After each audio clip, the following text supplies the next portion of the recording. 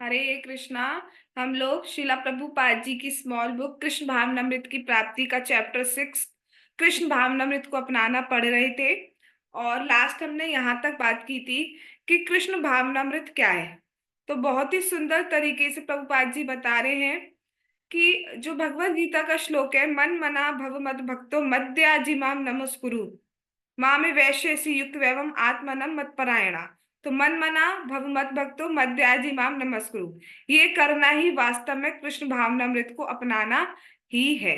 मतलब अगर हम भगवान को मन में लगा भगवान में अपना मन लगा रहे हैं, भगवान को नमस्कार कर रहे हैं, भगवान की पूजा कर रहे हैं, भगवान के भक्त बन रहे हैं, तो ये ही कृष्ण भावनामृत है। तो वास्तव में अगर हम अपना जीवन इस तरीके से जीते हैं कि जिससे हमारा मन भगवान में लग पाए, हम भगवान की पूजा कर पाए, हम भगवान को नमस्कार कर पाए, हम भगवान के भक्त बन पाए, यानी कि भगवान का नाम जाप कथा श्रवण आदि कर पाए, तो वास्तव में हम कृष्ण भावनामृत को अपना रहे हैं। और एक दिन जरूर हम निश्चित रूप से, इसमें कोई संशय नहीं है कि हम भगवत धाम पहुंचेंगे, कृष्ण प्रेम की प्राप्ति करेंगे। उसी को आगे और समझते हैं कि क्या कहा जा रहा है। भगवत गीता स्पष्ट रूप से कृष्ण भावनामृत की नितांत आवश्यकता पर बल देती है। मतलब भगवत गीता में बहुत क्लियरली बताया गया है कि कृष्ण भावनामृत को अपनाना, कृष्णा कॉन्शियसनेस को अपनाना हमारे लिए वास्तव में कितना जरूरी है। अभी आगे रीजन दिया जाएगा क्यों जरूरी है, क्यों हमें कृष्णा कॉन्शियस कॉन्शियस पर्सन बनना जरूरी है।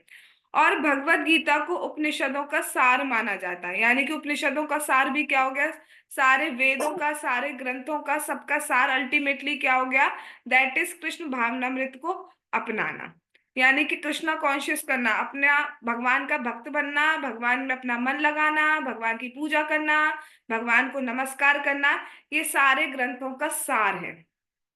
यही है वास्तव में जो हमें करना है। ऐसे ऐतिहासिक दृष्टिकोण से भी गीता की तुलना में कोई ग्रंथ नहीं ठहरता।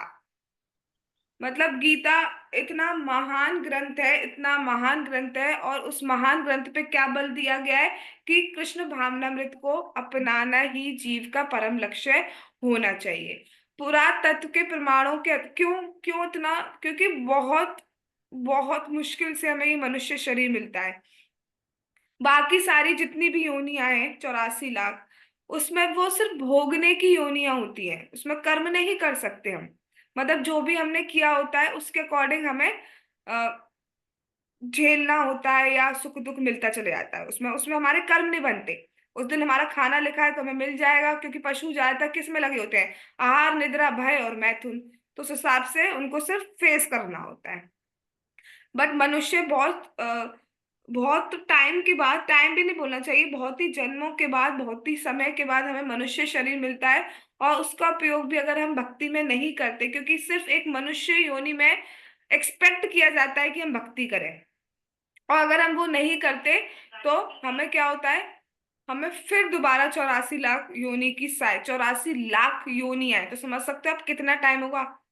एक योनि एक दिन की तो होती नहीं, एक दिन की होगी तो 84 लाख साल लगेंगे। अब कितने कितने वर्षों की होती है, अब आप सोच सकते हैं। तो हम सब कुछ बन के आ चुके हैं, हम सुअर भी बन चुके हैं, हम छिपकली भी बन चुके हैं, हम सब कुछ बन चुके हैं। हम बिल्कुल, जो लो कॉन्शियस पर्सन होता है, वो पर्सन नहीं बोलना चाहिए, लो कॉन्शियस जो स्पीशीज है, उससे लेकर आज हम मनुष्य शरीर में भी हैं। बट अगर हम मनुष्य शरीर में भी वही कार्य कर रहे हैं, तो क्या अर्थ हुआ हमें मनुष्य शरीर प्राप्त होने का। सिर्फ मनुष्य शरीर में ही एक ये गोल्डन चांस या गोल्डन अपॉर्चुनिटी है हमारे पास कि हम भक्ति कर सकते हैं। आप किसी बंदर को यहाँ बैठा दो, वो समझ नहीं सकता कोई लेक्चर को। हाँ ठीक है, अगर आप बोलोगे हरे कृष्ण महामंत्र उनके कान में जाएगा तो that will be beneficial for them too, but still कथा को तो नहीं समझ सकते ना।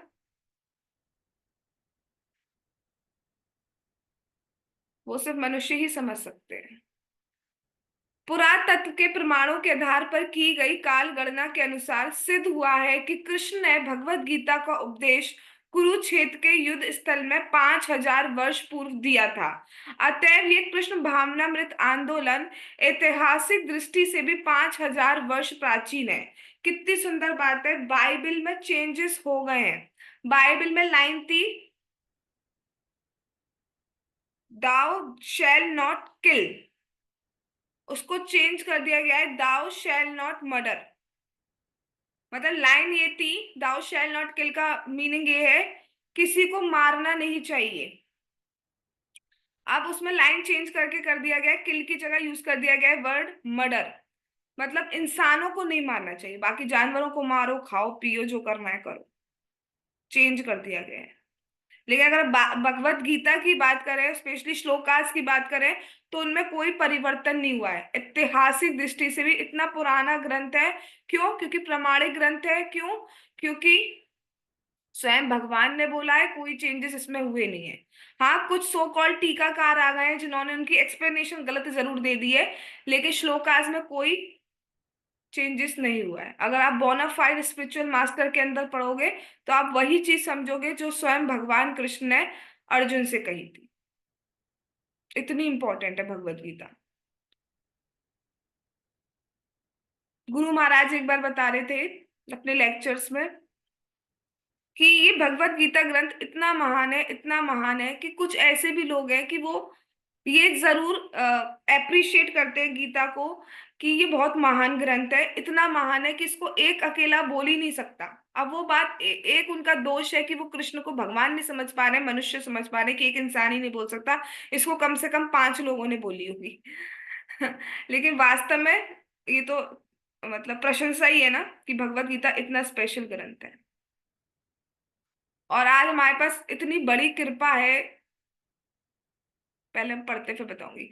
यदि हम इसकी खोज और भी अतीत में करना चाहें तो हमें ज्ञात होगा कि कृष्ण ने इसका कथन पहले सूर्य देव से किया था। ये हमने पढ़ चुके हैं चैप्टर 4 में, विवस्वान मनवे प्राहा मनु इक्ष्वा कवे प्रवीत एवं परंपरा प्राप्तम इमं राजर्षयो विदु।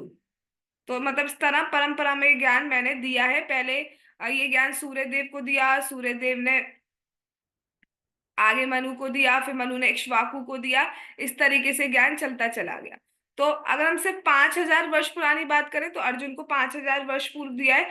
लेकिन भगवत गीता का ग्रंथ है, भगवत गीता का ज्ञान ऐसा नहीं है कि अभी 5,000 पहले इसको खोजा गया हुआ है इनको। ये जो ज्ञान है दैट इज इटर्नल नॉलेज। और हम देखते हैं कि 5,000 वर्ष से पहले भी भगवान ने ये ज्ञान सूर्य देव को दिया था, तो ये ज्ञान इटर्नल है। इटर्नल क्यों है भैया? इसमें बताया क्या गया है? इसमें हमारे बारे में बताया गया है, इसमें भगवान के बारे में बताया गया है, भगवान से हमारा क्या संबंध है, कर्मों के बारे में बताया गया है ना, प्रकृति के बारे में बताया गया है। तो ये सारी चीजें ये सब इटर्नल है। तो इसलिए ये ग्रंथ ऐसा नहीं कि अभी 5,000 साल पहले। आप देखो, आप बहुत पहले बचपन में हो सकता है किसी को शौक हो नोवेल्स पढ़ने का, मनोहर कहानियां पढ़ने का, जो भी आती हैं, ठीक है, बट एक टाइम के बाद छूट जाता है। कौन ऐसा है जैसे जो सपोज 3rd से 4th क्लास में आए तो किसका मन हुआ दोबारा 3rd क्लास की बुक पढ़ता हूँ या पढ़ती हूँ? कोई ऐसा जो है जिसका मन करा हो कि अब मैं 4th क्लास में आ गया हूँ, 3rd की बुक्स पढ़ लूँ जरा? या चलो 3rd की छोड़ो, फर्स्ट ईयर से 2nd ईयर में आए तो दोबारा फर्स्ट ईयर की बुक पढ़ लेते हैं जरा। किसी का मन करता है? नहीं करता। नहीं करेगा। लेकिन भगवत गीता ऐसा ग्रंथ है कि आप दोबारा पढ़ेंगे you will relish more. 3 times पढ़ोगे you will relish again more.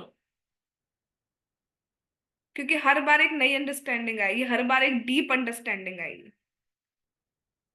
Ever fresh है। कृष्ण शाश्वत है और कृष्ण भावनामृत भी शाश्वत है। ऐसा नहीं है ये कृष्णा कॉन्शियस जो वर्ड है ये अभी बना दिया गया है प्रभुपाद जी ने, नहीं। कृष्ण भावना का मतलब क्या है? भगवान में अपना मन लगाना, भगवान की पूजा करना, भगवान के भक्त बनना, भगवान के को नमस्कार करना, ये शाश्वत है। शाश्वत अर्थात ये हमारा कर्तव्य है, ये हमें करना ही करना है। वास्तव में हम भूल गए हैं इसलिए हम कर नहीं पा रहे हैं।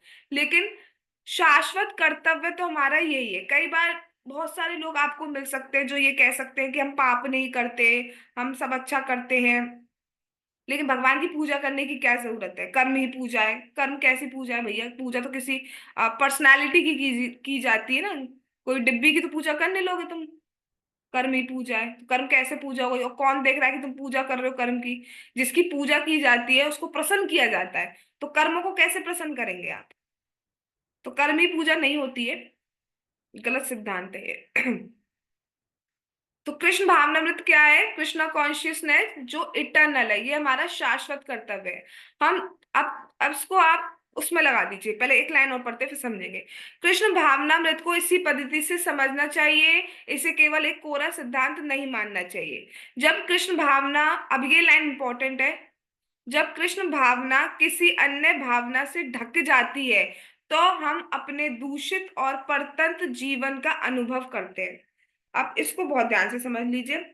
वास्तव में हम सब कृष्णा कॉन्शियसनेस पर्सन ऑलरेडी हैं। हमारा वास्तविक कर्तव्य यही है कि हम भक्ति करें, हम भगवान में मन लगाएं, हम भगवान की पूजा करें, हम भगवान को नमस्कार करें, हम भगवान के भक्त बने। लेकिन होता क्या है, जब हमारी जो कृष्ण भावना है, जो हमारी रियलिटी है, जो हमारी ट्रू आइडेंटिटी है, जब वो ढक जाती है, कंटैमिनेटेड हो जाती है, तो हम क्या करते हैं? हम किसी और में मन लगाने लगते हैं, हम किसी और की पूजा करने लगते हैं, हम किसी और को नमस्कार करने लगते हैं, हम किसी और के भक्त बन जाते हैं। और उससे क्या होता है? हमारी जो चेतना है वो दूषित हो जाती है और हम प्रसन्न नहीं रह पाते हैं।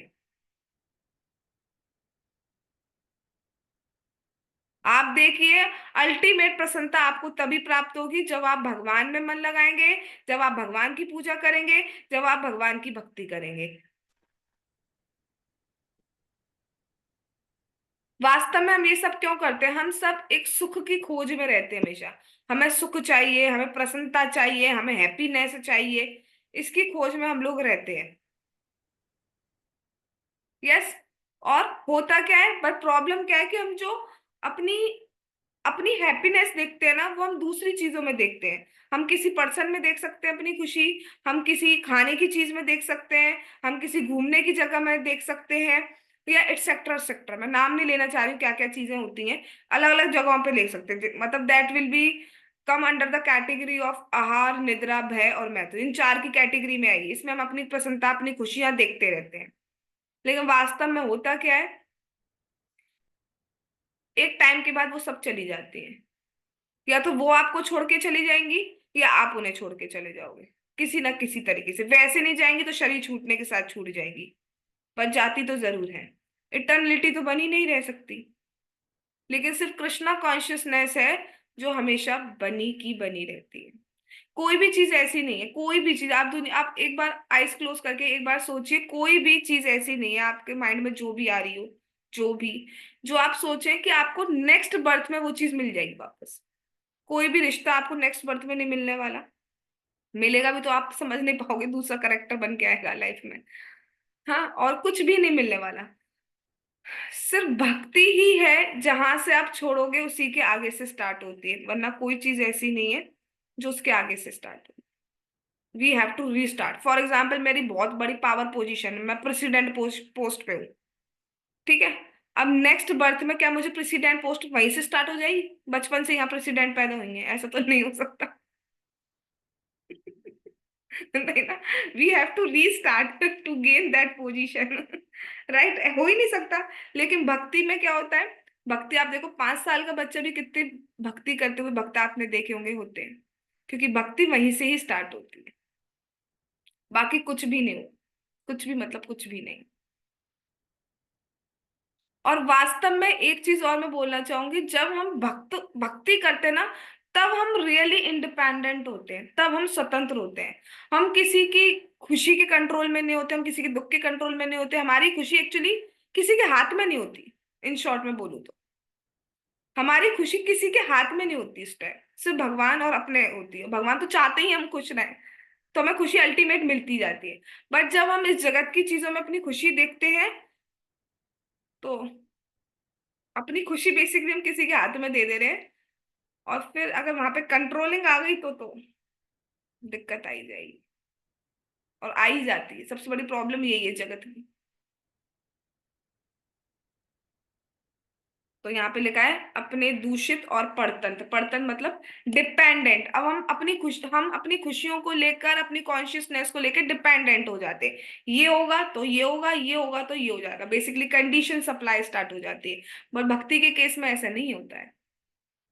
That is why that is real love. Getting my point? तो अल्टीमेट हैप्पीनेस, कृष्णा कॉन्शियसनेस क्या है?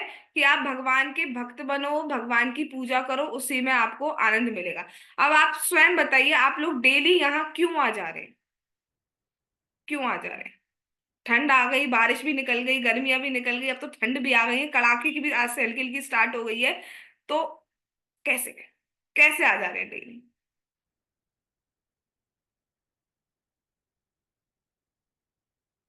कैसे? तो कहीं ना कहीं वो टेस्ट जो है डेवलप हो रहा है ना हमारा, तभी तो हम आ पा रहे हैं। और इसमें चाबी, इसमें आप किसी पे डिपेंडेंट भी नहीं हो, कोई कंट्रोल भी नहीं करा, तू नहीं आएगी क्लास में तो तू देखियो, ऐसा तो किसी ने नहीं कहा। फेल कर देंगे नहीं आओगे तो, ऐसा तो कुछ नहीं कहा गया है। नहीं ना, फिर भी हम आ रहे हैं। क्यों? कई बार तो मैंने ऐसे भी सुना, ऐसा भी आप लोगों में से रिपोर्ट आई है कि ये टाइम हमारा ये था, इस टाइम पे हमें ये करना होता था, बट स्टिल आप लोग निकाल के आ रहे हैं टाइम। कहाँ से? इसका मतलब ये जो अब आपकी खुशी है, इसके लिए आप डिपेंडेंट नहीं हो, यू आर इंडिपेंडेंट, और इसलिए आप प्रसन्न हो। जहां हम अपनी खुशी की चाबी किसी के हाथ में दे देते हैं, वहां हमारे दुख के दिन शुरू हो जाते हैं। क्योंकि हम हर समय हर क्षण, वो जो चीज है, वो जो ऑब्जेक्ट है, चाहे वो पर्सन हो या कुछ खाने की चीज हो, आहार निद्रा भय मैथुन उनमें से, वो हमारे अकॉर्डिंग नहीं चल सकता, पॉसिबल ही नहीं है। आकाश के स्वच्छ होने पर हम सूर्य का तेजोमय मंडल देख सकते हैं, किंतु जब ये बादलों से ढक जाता है तो हम उसे नहीं देख पाते। हम सूर्य का प्रकाश का अनुभव तो कर सकते हैं, किंतु हम स्वयं सूर्य मंडल को नहीं देख पाते। जब आकाश स्वच्छ रहता है तो सूर्य मंडल अपने सहज स्वरूप में होता है।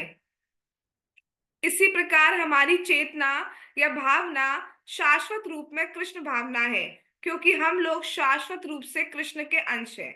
अब एक सुंदर बात बताई जा रही है, अगर आकाश है, आकाश में बादल नहीं है, तो हम सूर्य को क्लियरली देख सकते हैं, सूर्य का तेजोमय मंडल देख सकते हैं। लेकिन अगर इसके आगे बादल आ जाते हैं, ढक जाता है, तो क्या होता है? क्या बिल्कुल अंधकार छा जाता है? नहीं, हल्की हल्की रोशनी का आभास हमें रहता है। क्लियरली विजन नहीं होता है, बट हल्का हल्का आभास हमें रहता है।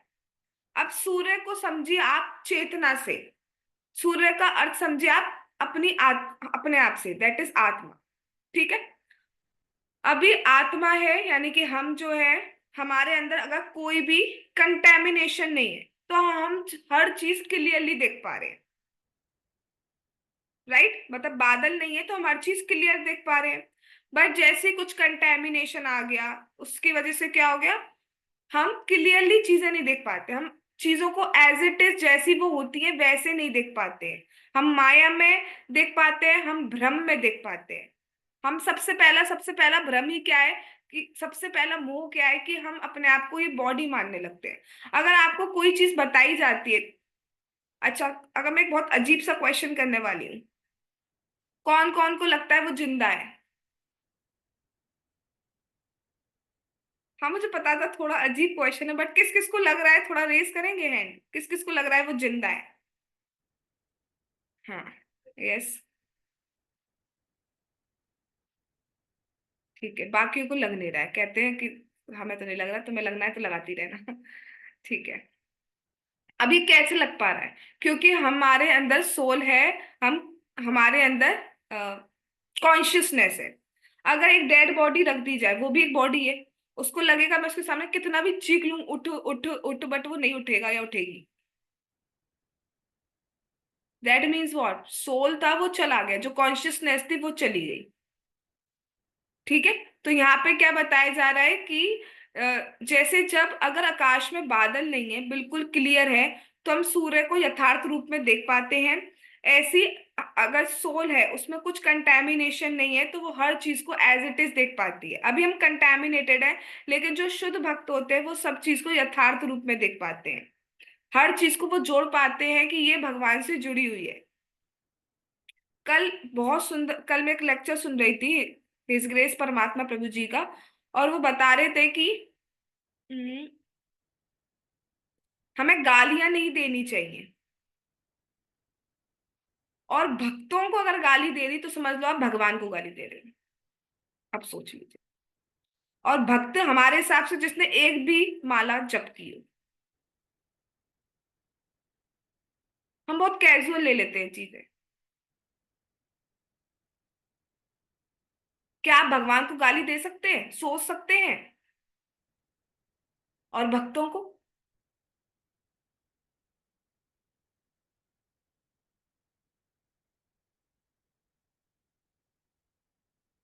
और किसी भी अन्य को दे दोगी?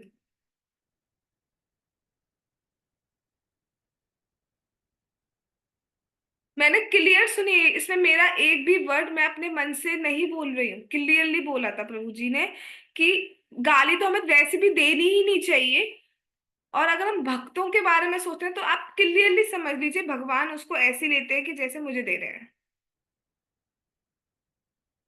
अब आप सोच लेना अगली बार कभी भी कुछ आए कि भगवान को आप,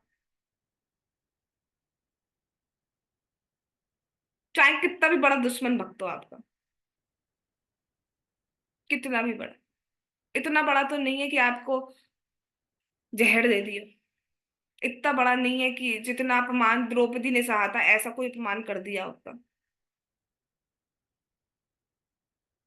हमें तो कितने ही कष्ट सहे हैं, इतना बड़ा कष्ट तो नहीं सह लिया। ठीक है। गीता में 15वें अध्याय में इसका प्रतिपादन किया गया है। क्या कहा गया है गीता में, पढ़ते हैं। ममेवांशो जीवलोके जीवभूत सनातना मना षष्ठानि इंद्रियाणि प्रकृतिस्थानि कर्षति। ममेवांशो जीवलोके जीवभूत सनातना मना षष्ठानि इंद्रियाणि प्रकृतिस्थानि कर्षति। क्या कह रहे हैं, स्वयं भगवान बोल रहे हैं इस बद्ध जगत में ये जीव मेरे ही सनातन अंश है, मतलब हम सब कौन है, हम सब भगवान के ही अंश है। किंतु बद्ध दशा में होने के कारण ये मन सहित 6 इंद्रियों के साथ घोर संघर्ष कर रहे हैं। भगवान को पता है कि हम कितना संघर्ष कर रहे हैं और हम इतने ढीठ है। हमें भी पता है, हम सब देख रहे हैं अभी तक, हम सब जितने जितना टाइम हो चुका है मैं इस जगत में आए हुए, एक प्रॉब्लम जाती है दूसरी प्रॉब्लम आती है, दूसरी जाती नहीं उससे पहले तीसरी आ जाती है, तीसरी गई थी उससे बस गई हुई एक दिन ही हुआ तो उससे पहले चौथी आ गई। एक के बाद एक के बाद एक के बाद एक के बाद एक चलता चले आता है। और हम अपने सेंसेस से और अपने मन से तो हम सबसे ज्यादा दिक्कत ले रहे हैं, कितना घनघोर संघर्ष कर रहे हैं। वास्तव में खुशी रहने की 3 चीजें बताई थी। पहली चीज, जो भगवान ने दिया है उसमें संतुष्ट रहो। दूसरा, सेंसेस को कंट्रोल करो। और तीसरा, अपना भक्ति तो करनी है।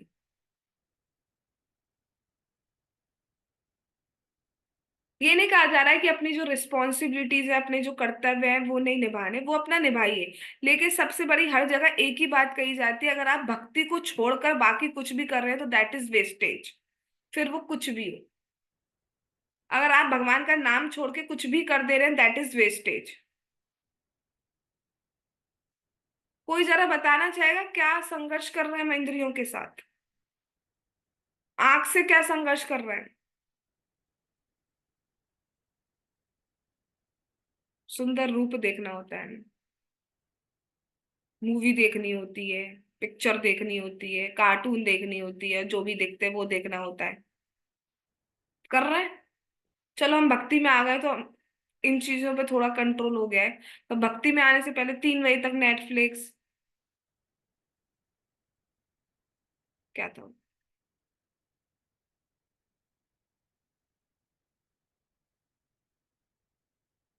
इतने सुंदर सुंदर कंपटीशन लगते थे लोगों में जब मैं बीटेक में थी तब। देखते हैं कौन कितने घंटे लगातार नेटफ्लिक्स देख सकता है। तो किसी का रिकॉर्ड था 3 दिन, किसी का रिकॉर्ड था 4 दिन। और एक और इतनी इतना बेकार, इतनी बेकार बैट लगी, क्या लगी, देखते हैं कौन कितने दिन तक बिना नहाए रह सकता है। And record was 3 months. पता नहीं जी कैसे गए, आई डोंट नो। बट और उसको बहुत बढ़िया और वो जो जीता वो अपने आप को बहुत बढ़िया विनर समझ रहा है। कृष्ण। कितना संघर्ष करते हैं। अब जीभ की बात आती है, खाने के लिए मार देंगे एक दूसरे को, इतना खाने के लिए। सोचो किसी को, इतनी हिंदी तिथि तो अभी बची हुई है खाने के लिए, तो कहते हैं ना भूखा शेर बाघ बराबर। सब मतलब किसी को तुम कितना भी तुम कहते हो कि हम बहुत प्यार करते हैं, बहुत प्यार करते हैं, बस खाने को नहीं दिया जाए अगर 1 घंटा, फिर देखते हैं। फिर कह दिया जाएगा बस थोड़ी देर का था, उसके बाद नहीं। लेकिन उस टाइम का क्या, कितना संघर्ष कर रहे हैं। और ये चाहिए वो चाहिए, उसमें वैरायटीज चाहिए होती है हमें। ऐसा चाहिए आलू, अब आलू में भी वाला आलू, जीरा आलू, और कौन सा आलू, जितना भी मटर आलू, मेथी आलू, गोभी आलू। अब मैं सारी रेसिपीज तो नहीं बता सकती आलू की, ये आलू। कितना संघर्ष कर रहे हैं और नहीं मिलता तो तड़पते हैं। Similarly apply on every senses. और मन, मन तो हमें हर क्षण कष्ट देता ही है। क्या क्या चीजें, कुछ कुछ थॉट्स ऐसे होते हैं जो माइंड में भी नहीं होते हैं, और जब के टाइम हमें वही याद आए चले जाते हैं। कुछ रिलेशन ही नहीं हो, जब के बाद गायब। अरे कहाँ गया ये भी नहीं पता है, जब के बाद गायब बिल्कुल।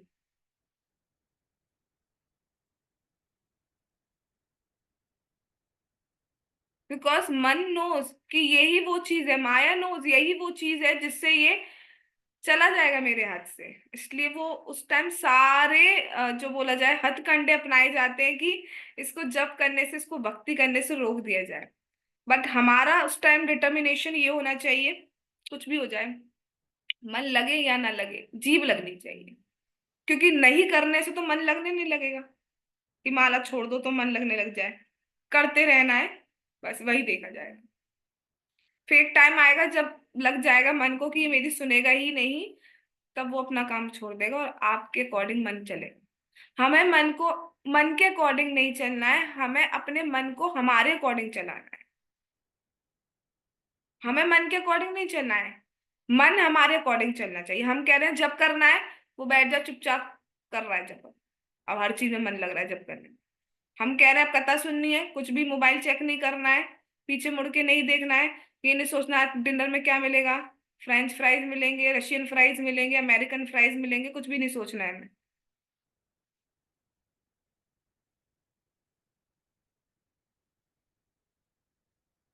राइट। उस टाइम सिर्फ, बट अभी क्या है, अभी हम मन के दास हैं, इसलिए बीच बीच में चला जाता है। बट स्टिल इतना है कि हम डेली आ रहे हैं, सुन रहे हैं, समझ रहे हैं। उसके बाद भगवान क्या कह रहे हैं, वो भगवान ने चाहा तो हम कल सुने। जगत गुरु श्रीला प्रभुपाद की जय। कृष्ण भावनामृत प्राप्ति बुक की जय। श्री श्री गौर निताई की जय। श्री श्री कृष्ण बलराम की जय। श्री श्री ललिता विशाखा राधे श्याम की जय। श्री वृंदावन धाम की जय। हरे कृष्ण महामंत्र की जय। श्री जगन्नाथ श्री बलदेव श्री सुभद्रा महारानी की जय। निताई गौर प्रेमानंदे हरि हरि बोल। हरे कृष्णा कृष्ण कृष्ण हरे हरे, हरे राम राम राम हरे हरे। वाञ्छाकल्पतरुभ्यश्च कृपा सिन्धुभ्यश्च पतितानां पावनेभ्यो वैष्णवेभ्यो नमो नमः। All glories to Sample devotees. Hare Krishna. Thanks for coming.